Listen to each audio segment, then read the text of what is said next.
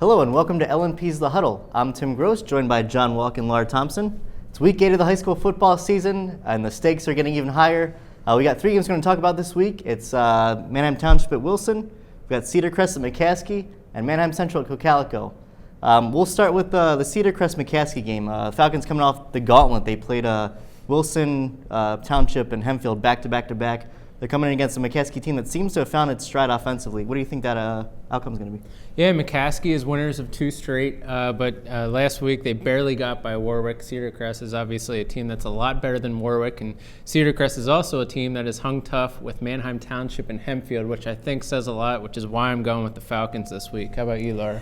Well, both these teams certainly have their strong points. You know, McCaskey's evolving on offense as John Burnside gets more comfy at quarterback. Last week against Warwick, he found Kobe Gantz about a dozen times, mostly in short yardage situations, which then Gantz kind of broke into slightly longer yardage with his legs. And, the Tornado also has a nice defense working for it. The question is, will that be enough to ground the Falcons? Crest has Justice Bellman working for it. Evan Horn is always a dual threat to run the ball, to catch the ball. And then calling the signals is the other Horn, freshman Logan.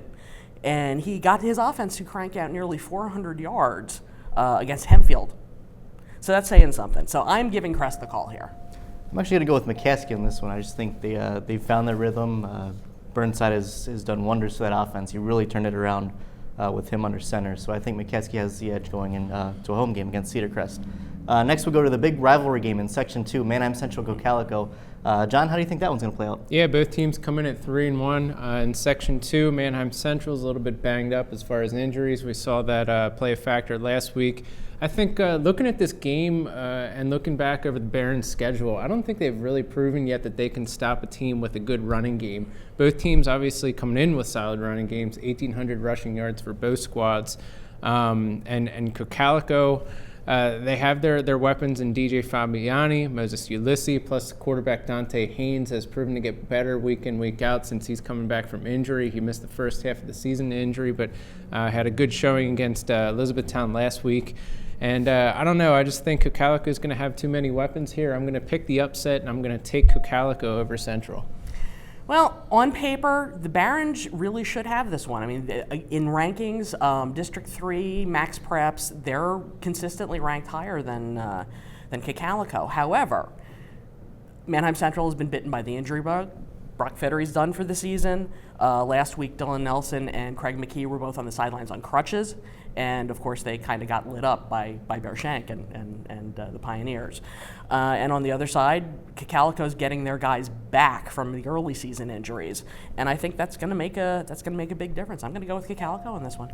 Disagree with you guys again. I'm going to go with the Barons. I think their defense gave up 40 points last week against a very good Lampeter Strasburg offense. But other than that, they haven't given up more than 16 points. So I think their defense gives up yardage, but I think when it comes down to stopping the other team's offense and keeping points off the board, they're very good at that. Cocalico's also got a very good defense too. So it should be a really good game between two teams that can really run the ball and play some solid defense.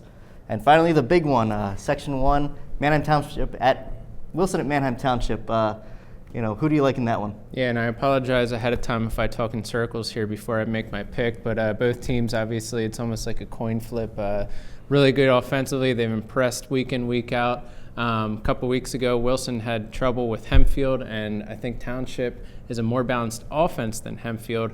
And I'm kind of curious if Hempfield would have had a bit better passing game, if that would have been a different outcome. Township obviously has Eric Benjamin, the top passer in the league, and he has a bunch of weapons. I went back, looked at their numbers, 17 touchdown passes for Township over the last 6 weeks, and that has gone to 5 receivers have caught those, led by 9 from receiver John Stutz. But to beat Wilson, you literally have to stop the run. You can't let them run the ball, and I don't think Township is going to be able to, so I'm taking the Bulldogs. How about you, Laura?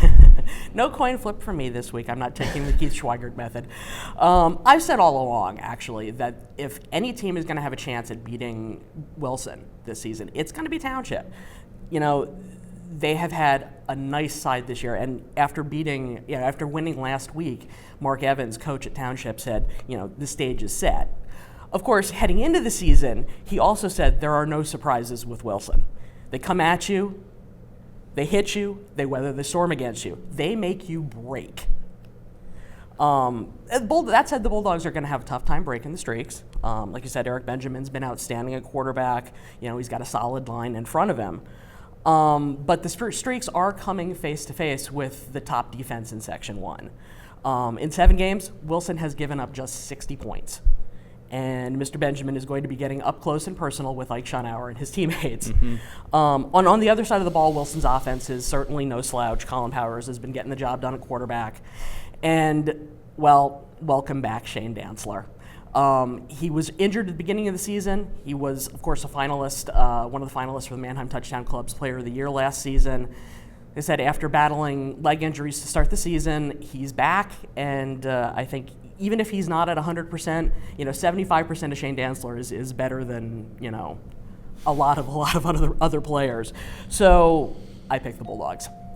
I'm going to agree with you, Laura. I think the Bulldogs are going to take this one. There's just that aura around Wilson.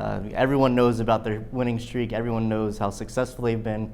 And I think that really gets into teams' heads a little bit when they're coming down in the third and fourth quarters trying to finish it out. It happened to Hempfield when they played a couple weeks ago, and I think Wilson just has that edge. And until someone knocks them off, I'm going to go with Wilson. So that's it for our picks. Follow Lancaster online throughout the weekend for plenty of coverage from Friday's games. And thanks for tuning in.